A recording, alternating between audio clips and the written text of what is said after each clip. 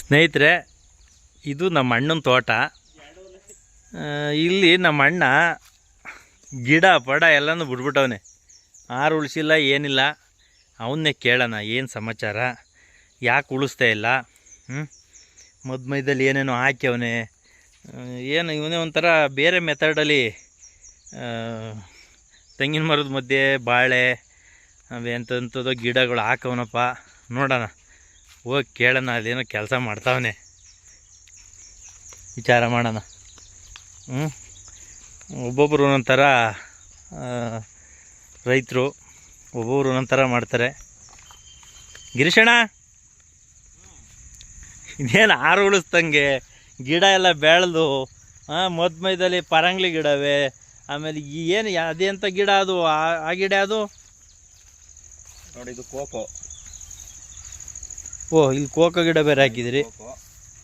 ಇದು ಒಂದು ವರ್ಷದಿಂದ ಸಹಜ ಕೃಷಿ ಮಾಡಬೇಕು, ಸಹಜ ಬೇಸಾಯ ಪದ್ಧತಿಲಿ ಕೃಷಿ ಮಾಡಬೇಕು ಅಂತ ಒಂದು ವರ್ಷದಿಂದ ತೋಟನ ಇದನ್ನ ಪ್ರಿಪೇರ್ ಮಾಡ್ತಾ ಇದ್ದೀನಿ. ಅದಕ್ಕೆ ಉತ್ತಿಲ್ವಾ? ಮೊದಲು ಹೌದು, ಉಳುಮೆ ಮಾಡಿಲ್ಲ. ಮೊದಲು ಹೋದ ವರ್ಷ ಏನಾಯ್ತು, ಇದು ಒಂದು ಇಳಿಜಾರು ಪ್ರದೇಶ. ಇಳಿಜಾರು ಪ್ರದೇಶದಲ್ಲಿ ಲಾಸ್ಟ್ ಟೈಮ್ ಶುಂಠಿ ಹಾಕಿದ್ದು. ಇಲ್ಲಿ ಶುಂಠಿ ಕಿತ್ಕೊಂಡ ಮೇಲೆ ಮಳೆ ಹೋದ ನೀರೆಲ್ಲ ಹರಿದು ಹೊರಟೋಗ್ತಿತ್ತು ಕೆಳಗಡಿಕೆ. ಒಂದ್ ನಿಮಿಷ, ಈ ಕಡೆ ಹಿಂಗೆ ಸೀದಾ ಇಳಿಜಾರು ಇರೋದ್ರಿಂದ ಇದು ನೀರೆಲ್ಲ ಹೊರಟೋಗ್ತಿತ್ತು. ಅದಕ್ಕೆ ನಾನು ಏನ್ ಮಾಡಿದೀನಿ, ಒಂದು ಗದ್ದೆ ನೋಡಿ, ಒಂದೊಂದು ಗದ್ದೆ ಟೈಪ್ ಮಾಡಿದೀನಿ. ಇಲ್ಲಿ ಇದು ನೋಡಿ, ಇದು ಟ್ರಂಚ್. ಇದು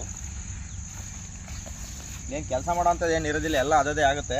ಇಲ್ಲಿ ಟ್ರಂಚ್ ಹೊಡೆದು ಬಿಟ್ಟಿದ್ದೀರಿ? ಟ್ರಂಚ್ ಹೊಡೆಯೋ ಉದ್ದೇಶ ಟ್ರಂಚ್ ಹೊಡೆಯೋ ಉದ್ದೇಶ ಇರ್ಲಿಲ್ಲ ನಮ್ಗೆ. ಬದು ಹಾಕಕ್ ಮಣ್ಣು ಬೇಕಲ್ಲ ಅಂತ ಟ್ರಂಚ್ ಅಲ್ಲಿಗೆ ಹಾಕಿದೀನಿ ಮಣ್ಣು, ಬದು ಆಗ್ಲಿ ಅಂತ. ಎರಡು ಸೈಡ್ ಅದೇ ತರ ಮಾಡಿದೀನಿ.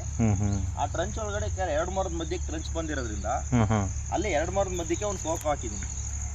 ಮತ್ತೆ 4 ಮರದ ಮಧ್ಯಕ್ಕೆ ಒಂದು ಮಾವು ಹಾಕಿದೀನಿ. ಮಾವಿನ ಗಿಡನೂ ಐತಾ?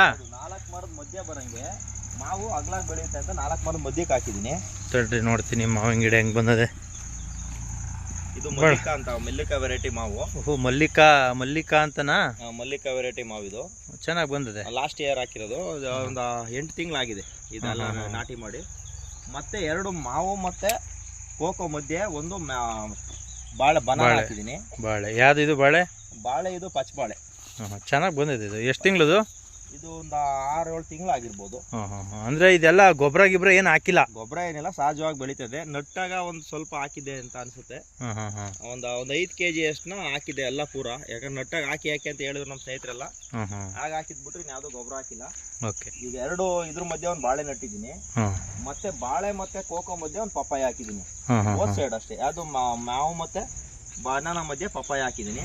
ಪಪ್ಪಾಯ ಹಾಕಿ ಒಂದು 3 ತಿಂಗಳಾಗಿದೆ. ಮತ್ತೆ ಈ ಸೈಡ್ ಏನ್ ಮಾಡಿದೀನಿ, ಅದು ತೆಂಗಿನ ಮರದ ಮಧ್ಯ ತೆಂಗಿನ ಸಾಲ್ಗೆ ಏನ್ ಮಾಡಿದೀನಿ, ಒಂದು ಕೋಕೋ ಬಾಳೆ ಸೇಮ್ ಅದೇ, ಅದ್ರ ಮಧ್ಯ ನುಗ್ಗೆ ಹಾಕಿದೀನಿ. ನುಗ್ಗೆ ಗಿಡನೂ ಇದೆ. ನುಗ್ಗೆ ಇದೇನ್ ಕಾಣಿಸ್ತಾನೆ ಇರಲಿಲ್ಲ ನನಗೆ. ಮಧ್ಯದಲ್ಲಿ ನುಗ್ಗೆ ಗಿಡ ಎಲ್ಲ ಕಳೆ ಇರೋದ್ರಿಂದ ಕಾಣಿಸ್ತಾ ಇರ ಆ ತರ ಇದೆ.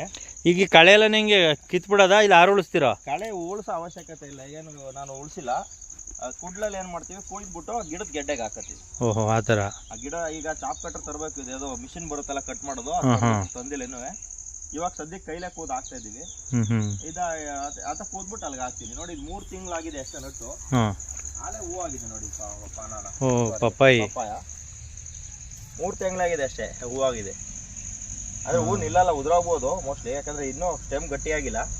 ಹೌದು, ಯಾಕಂದ್ರೆ ಏನೂ ಆಗ್ತಲ್ಲ. ಇಲ್ಲಿ ನೋಡಿ, ಆಮೇಲೆ ಇದ್ರೊಳಗಡೆ ಏನ್ ಮಾಡಿದೆ, ಆ ತೆಂಗಿನ ಗರಿ ಬೀಳುತ್ತಲ್ಲ, ಆ ತೆಂಗಿನ ಗರಿನ ಅದ್ರೊಳಗಡೆ ಮಲ್ಚ್ ಮಾಡಿದೀನಿ. ಈಗ ಚಳಿ ಇತ್ತಲ್ಲ, ಹಾಗಾಗಿ ಮಲ್ಚ್ ಮಾಡಿ ಉತ್ತಮ ಅಂದ್ಬಿಟ್ಟು ಅದನ್ನ ಮಲ್ಚ್ ಮಾಡಿದೀನಿ. ಒಳಗಡೆ ಈ ತರ ಮಾಡ್ಬೇಕು ಅಂತ ಯಾಕೆ ಅನಿಸ್ತು? ಈಗೆಲ್ಲ ಅಕ್ಕಪಕ್ಕದರೆಲ್ಲ ಉತ್ತು ಎಲ್ಲ ರೆಡಿ ಮಾಡ್ಯಾವ್ರಪ್ಪ. ನಾವು ಮೊದಲು ಅದೇ ಉಳುಮೆಲೆ ಮಾಡ್ತಿದೀವಿ, ಅದ್ರಲ್ಲೂ ಏನ್ ತಪ್ಪಿಲ್ಲ. ಆದ್ರೆ ಏನಾಗುತ್ತೆ, ಈಗ ನಮ್ಗೆ ಉಳೋದ್ರಿಂದ ಉಳಕ್ಕೆ ಹೆಚ್ಚು ಕಡಿಮೆ 4-5 ಗಂಟೆ ಟೈಮ್ ತಗೊಳ್ತಾರೆ. ಹೌದು, ವರ್ಷಕ್ಕೆ 3 ಟೈಮ್ ಅಂತೂ ಉಳಿಸ್ತೀವಿ.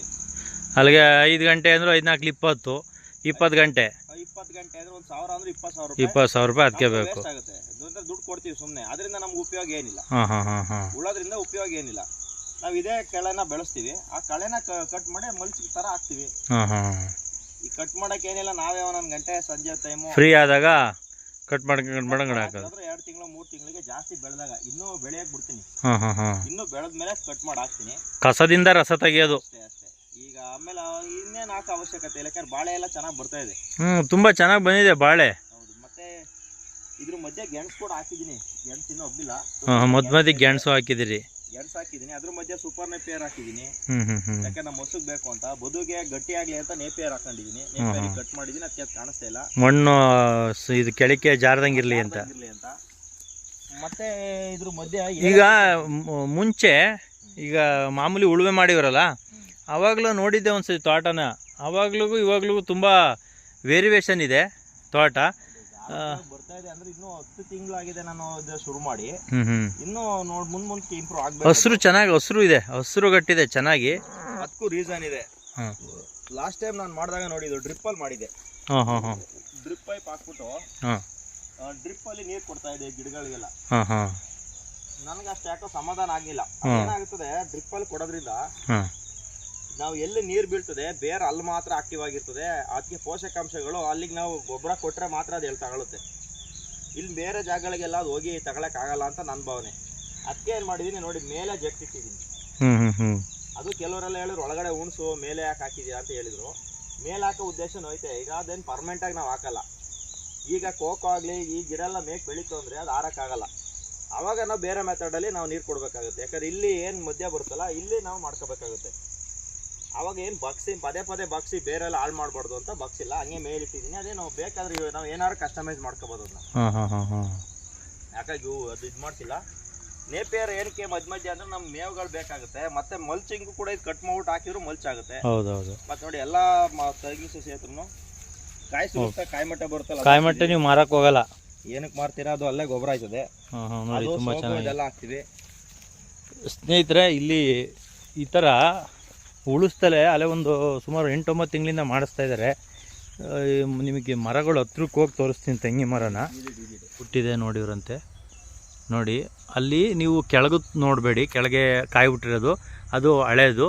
ಈಗ ಅಲ್ಲಿ ಮೇಲ್ಗಡೆ ಒಂಬಳೆ ಉದುರ್ತಿದೆ ನೋಡಿ, ಎಷ್ಟು ದಪ್ಪ ಒಂಬಳೆ ಹೊರಟಿದೆ ಅಂದರೆ ತುಂಬ ಚೆನ್ನಾಗಿದೆ. ನೋಡಿ ಇಲ್ಲಿ ಅಲ್ಲಿ ಒಂದು ನಿಮಿಷ ಇದು ತೋರಿಸ್ತೀನಿ. ಇಲ್ಲಿ ನೋಡಿ ಅಲ್ಲಿ ಲೆಫ್ಟಲ್ಲಿ ಅಲ್ಲಿ ಕೈ ತೋರಿಸ್ತೀನಿ, ಆ ಬೆರಳು ಅಲ್ಲಿದೆ ನೋಡಿ. ಎಷ್ಟು ಚೆನ್ನಾಗಿ ಹೊರಟಿದೆ ಅಂದರೆ ಅದೇ ಮೇಯ್ನು ಸ್ನೇಹಿತರೆ. ಕಾಯಿ ಬಿಡೋಕ್ಕೆ ದಸಿ ಹೊಂಟಿರೋದು, ನಮ್ಮ ಕಡೆ ದಸಿ ಅಂತೀವಿ, ದಸಿ ಹೊಂಟಿರೋದು ಅದೇ ಮೇಯ್ನು. ಮತ್ತು ಇಲ್ಲಿ ನೋಡಿ ಈ ಕಡೆ ತೆಂಗಿನ ಮರ ನೋಡಿ ಎಷ್ಟು ಫಲ ಇದೆ ಅಂತ. ತುಂಬ ಚೆನ್ನಾಗಿ ಬಿಟ್ಟಿದೆ ಮಾತ್ರ. ಮರಗಳೆಲ್ಲ ಹಸಿರು ಇದ್ದಾವೆ, ಸಕ್ಕತ್ತಾಗಿ ಕಾಣಿಸ್ತದೆ ಮರಗಳೆಲ್ಲ. ಮಧ್ಯದಲ್ಲೆಲ್ಲ ನೋಡಿ ಎಷ್ಟು ಚೆನ್ನಾಗಿ ಇದೆ, ಒಂಥರ ಮೆಥಡ್ ಚಂದ. ಇಲ್ಲಿ ಇದೆಲ್ಲ ಇದೆ, ಕೆಲವು ಕಡೆ ಚೆನ್ನಾಗಿದೆ.